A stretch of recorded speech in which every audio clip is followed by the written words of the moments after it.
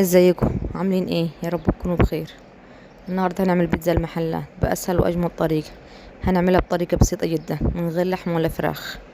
هقولك على كل الاسرار اللي هتنجحها معاكي وهتخلي الجبنه بتمض، وهقولك نوع الجبنه اللي انا استخدمته.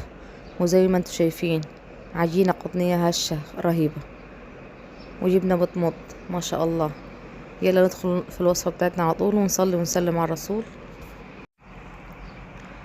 هنضيف هنا كوباية ونص من المية بالكوب المعياري، ملعقة سكر، ملعقة خميرة، معلقتين لبن بودرة، ربع معلقة من الروزماري أو الزعتر. هنضيف 4 كوبايات من الدقيق، دقيق متعدد الاستخدامات اللي هو نص كيلو. نبدأ نقلب فيهم زي ما انتم شايفين ونعجنهم.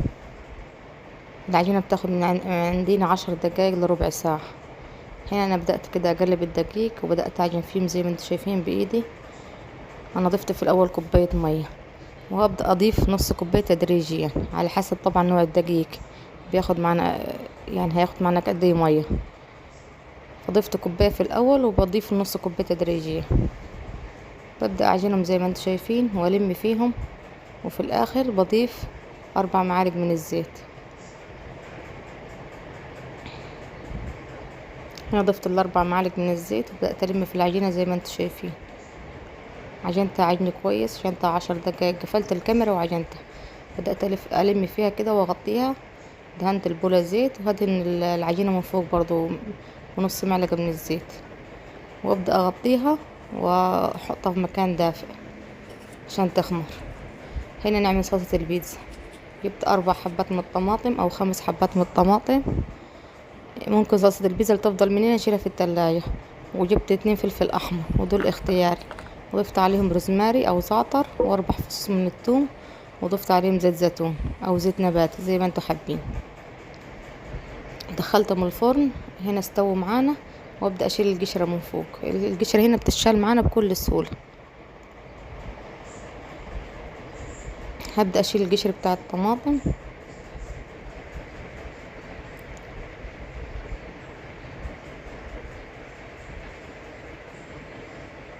زي ما انتوا شايفين كده القشرة هنا بتشال معانا بكل سهولة، بس هنا كانت الطماطم سخنة معانا فانا مش صعب علينا نشيلها.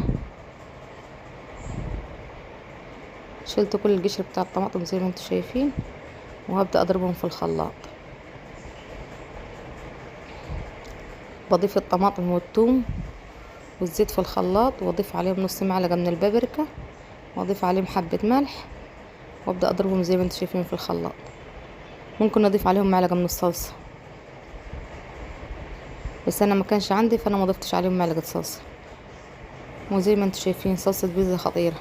هنا العجينة ما شاء الله شايفين بعد ما اختمرت ما شاء الله جميلة.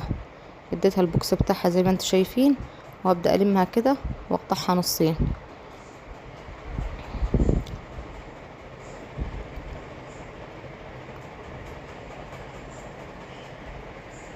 هنا زي ما انتوا شايفين كده ببدأ اجيب صينية من صواني البسبوسة زي ما انتوا شايفين، وادهنها زيت، وابدأ اخد فيها قطعة من العجينة وابدأ افردها زي ما انتوا شايفين. انا بسيب العجينة تريح في الصينية شوية 10 دقايق عشان تتفرد معايا بكل سهولة. ابدأ اسوي فيها زي ما انتوا شايفين كده،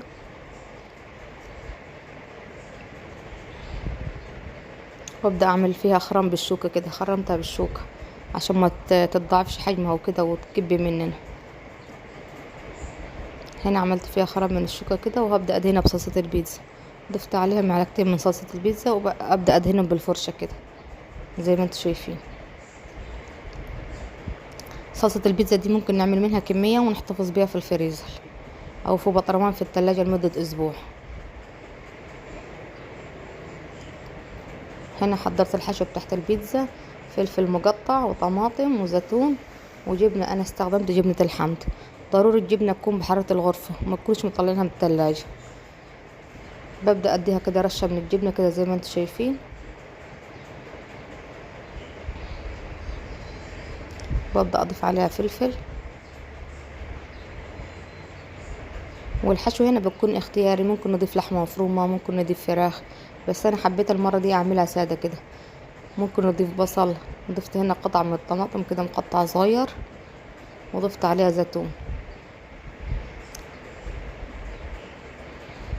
ببدأ عليها ارش عليها جبنة اللي هي الموزاريلا الحامض.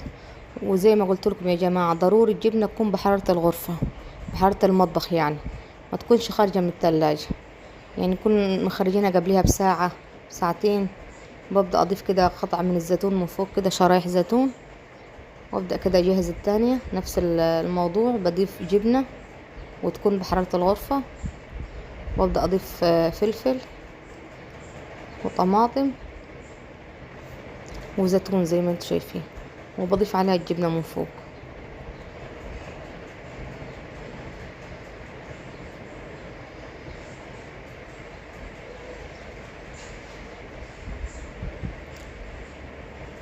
بولع الفرن قبليها كده، والفرن تكون ساخنة وتكون على اعلى درجة حرارة، والنار تكون والعة من فوق ومن تحت.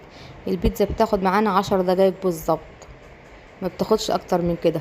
وضروري الفرن تكون ساخنة وتكون والعة من فوق ومن تحت. شايفين ما شاء الله المنظر بيتكلم عن نفسه، بيتزا رهيبة. شايفين ما شاء الله العجينة كده طرية وتحفة، والجبنة بتمط معانا هنا ورهيبة ما شاء الله. والسلام عليكم ورحمة الله وبركاته. استنوني في وصفة جديدة.